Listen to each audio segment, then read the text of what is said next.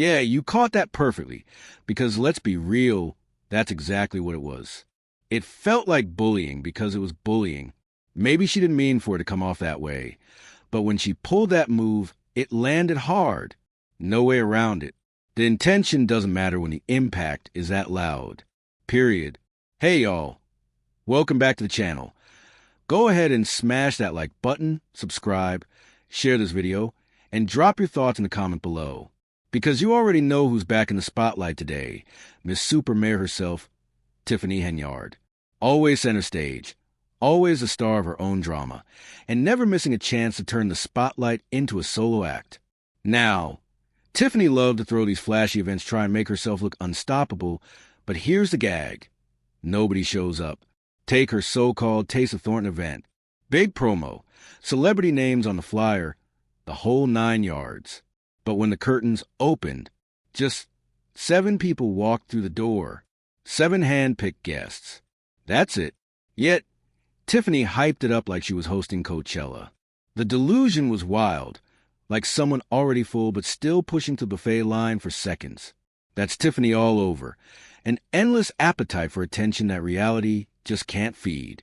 In her head, she's untouchable. In real life, she got crushed in a political landslide. And instead of humbling up, she doubled down with her boldest stunt yet. Enter Darren Bosley, the guy who runs one of the biggest car shows around. Every year, his event pulls crowds because it's authentic. No politics, no gimmicks, just pure community energy. And because Tiffany couldn't stand not being the center of attention, she tried to shut it down and reroute everyone to her event instead. Straight up hijack mode. Next thing you know, the South Suburban Car Show is shut down. Concrete barricades blocking the entrance like it's a war zone. Giant construction blocks dumped out of nowhere. The Park District says Tiffany ordered out of spite, and now they're talking about suing her. And honestly, they've got every reason to. Bosley's been hosting that show at Needles Park for 8 years. 0 issues. He followed every rule, paid his $1,000 permit, did everything right. Then he gets a mysterious call from Tiffany's top aide, Kamal, the same name that always pops up when things get shady. You already know what kind of conversation that was. Now, any real leader would have said, "Your event's killing it, let's collaborate." But Tiffany doesn't move like that. Car shows have culture, passion, vibe, something you can't fake. Her events, they're empty. So she starts bribing folks with flat-screen TVs just to get them to show up. And honestly, I'd pull up too for the free TV and the chaos. Instead of showing respect, she tried to piggyback off Bosley's work and twist it into her own win. The catch? Bosley was told if he moved his event to her Greenwood location, he'd be fine. That's not an offer. That's a threat. She might not think she's bullying, but that's exactly what it is. Tiffany moving like a mob boss. A full-on Don Henyard moment. Fast forward to Saturday morning. Bosley shows up and finds barricades taller than cars blocking the gates. Cops on site threatening to tow anyone who parks. A car show turned into a political turf war. But the Park District wasn't having it. President Cleo Jones came out swinging, calling her out for sabotage, saying she only did it because the show landed too close to her event. And honestly, he's right on the money, because that's Tiffany's pattern. She doesn't collaborate, she controls. She doesn't network. She bullies. Every time she wants something, she doesn't ask. She pressures, she pushes, she steamrolls. And the wildest part? She could have just chilled, played it cool. But Tiffany doesn't do chill. From day one, her playbook has been simple. Intimidate to dominate. In her mind, being the loudest, boldest, and most aggressive makes her powerful. But it doesn't. It isolates her.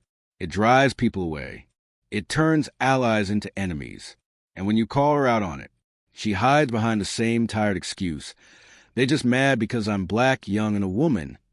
No, Tiffany, they're mad because you don't know the difference between leadership and tyranny. That's sabotage, plain and simple. And let's not act like she didn't know Bosley's event was locked in months ago. Everyone knew. Tiffany saw the date, circled it, and still scheduled hers on the same day, hoping to drain his crowd and reroute it to herself.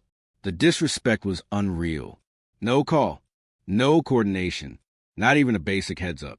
Just silence and a calculated ambush. And when Bosley refused to fold into her plan, she flipped the script and had the nerve to say, well, he could just move it to my event. Girl, be serious. Why would he dismantle a car show that's been thriving for 8 years just to fit into your ego trip? The math ain't matting. The logic's out to lunch. The screws are rattling loose. And when those massive concrete barricades appeared, with police ready to tow cars if anyone dared to park, that wasn't power. That wasn't strategy.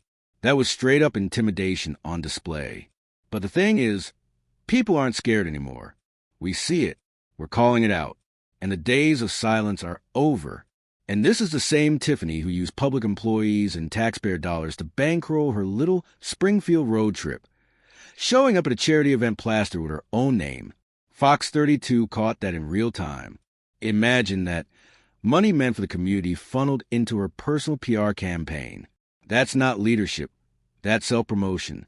That's clout chasing with other people's wallets. And if Tiffany's watching this, here's the message. Clean up your mess. Stop sabotaging, start serving. But let's be honest, she won't. She never has. Because the truth is, Tiffany never cared. Not once. Even when she pretended to, you could see right through it. Empty eyes, hollow words, zero sincerity. And the wildest part? She had it made. Nearly $400,000 a year rolling in. Another $100,000 funneled to her boyfriend. Her crew living comfortably off taxpayer cash like it was monopoly money. She had everything she needed to win. All she had to do was keep the car steady. Instead, she floored it straight off a cliff. And now we're all watching the crash in slow motion. Meanwhile, the village of Dolton is ducking every question like it's dodgeball season. Her office? Silent. But the park district president isn't holding back. He's talking full-blown lawsuits against Tiffany and the entire village for crossing serious lines. And honestly, he's got a point. Because Tiffany's record speaks for itself. No respect for rules, no boundaries, just chaos. She leaves lawsuits and scandals behind like breadcrumbs. And when people call her out, she shrugs it off. It's not me getting sued, it's the village. Meanwhile, she's still cashing checks and plotting the next stunt. But here's the real twist. Tiffany might dodge interviews and cameras, but the feds? They don't miss. They've got the files, the paper trail, the transfers, the timestamps, and patience for days. So yeah, she can laugh it off for now, act untouchable all she wants. But that spotlight she loves so much, it's about to turn into an interrogation lamp. Because the truth? She's not untouchable. Not even close.